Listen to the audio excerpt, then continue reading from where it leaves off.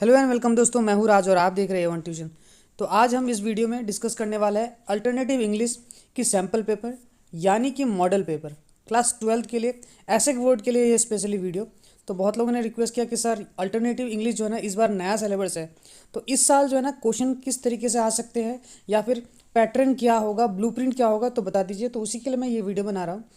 इससे जो है एक आपको रफ आइडिया मिल जाएगा कि इस साल 2023-24 के लिए आपको जो है ना किस तरीके से तैयारी करना है अल्टरनेटिव इंग्लिश के लिए।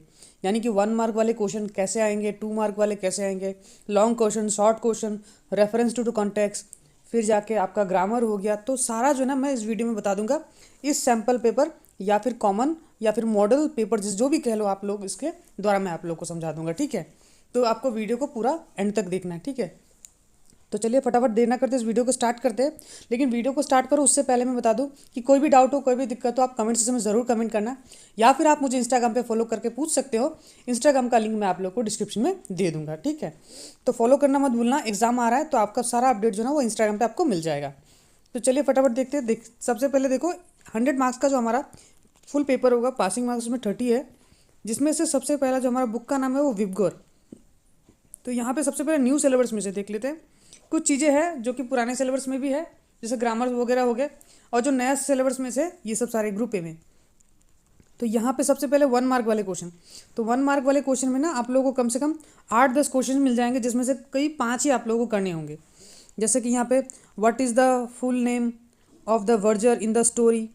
उसके बाद where does the verger work, which Russian author influence Katherine Mansfield, in which street was Rosemary shopping when she met Miss Smith, in which country is the temple of truth relic located, who was Jyoti Kakaido as mentioned in the voyage।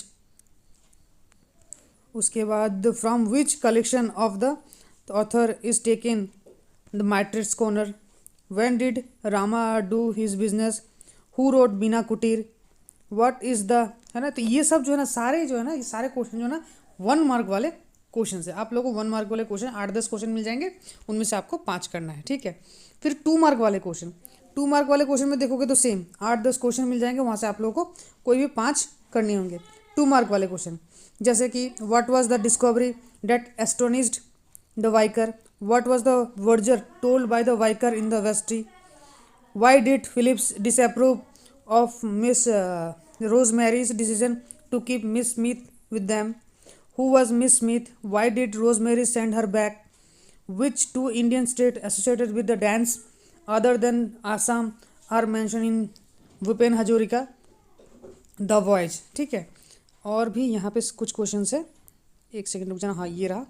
तो ये सब जो है ना हमारे कुछ question है। ठीक है, 2 मार्क वाले क्वेश्चन। तो ये आप लोग सारा 2 मार्क वाले क्वेश्चन देख लेना, इनमें से ऑप्शंस मिलेगा आपको। फिर आ जाते हैं हम लोग जो 3 क्वेश्चन करने होंगे, 4 मार्क वाले 3 क्वेश्चन करने होंगे आप लोगों को। जैसे वो लॉन्ग क्वेश्चन में आ जाते हैं, why was the bank manager in the Maugham's tale surprised, what did it see in the most extraordinary things he had ever heard। फिर examine in detail the various theme explored by Katherine Mansfield in the story a cup of tea. फिर जाके present an overview of Bhupen Hazarika's experience during the course of his journey abroad from your reading of the voyage, why does the writer call his story as a martyr's corner, comment on the significance of the title of the story Bina Kutir. तो ये सब 4 mark वाले question होंगे, जिसमें से 4-5 होंगे, उसमें से आप लोगों को कुछ 3 ही करने हैं। ठीक है, फिर आपको मिल जाएगा रेफरेंस टू द कॉन्टेक्स्ट। ठीक है, यहाँ पे भी आप लोगों को 2 ही करने हैं, ऑप्शन मिल जाएंगे आप लोगों को। तो ऑप्शन में से 4 अगर मान लो कि ऑप्शन मिल गया तो आप लोगों को 2 ही करने हैं यहाँ पे। तो ये सब सारे जो है ना क्वेश्चन हो गए रेफरेंस टू कॉन्टेक्स्ट। जैसे यहाँ पे लिखा है the last vicar knew that sir, he replied, he said it didn't make no difference, he always said that there was a great deal too much education in the world for इस test. तो ये जो ना reference कौन से book से लिया गया है, कौन से चैप्टर से लिया गया है, उसको आप लोग को बताना होता है। ठीक है, तो उसके बाद जैसे रेफरेंस टू द कॉन्टेक्स्ट खत्म होता है, उसके बाद आप लोग को मिल जाएगा फिर से 1 मार्क वाले क्वेश्चन। ठीक है, तो 1 मार्क वाले क्वेश्चन में फिर से आप लोगों को कुछ क्वेश्चन मिल जाएंगे। तो ये सब सारे जो ना पोएम सेक्शन से आप लोग को मिल जाएगा, पोएट्री सेक्शन से। तो पोएट्री सेक्शन से फिर से आप लोग को वही 8-10 क्वेश्चन होंगे, वो आप लोगों को क्या करना है, 5 क्वेश्चंस करने हैं।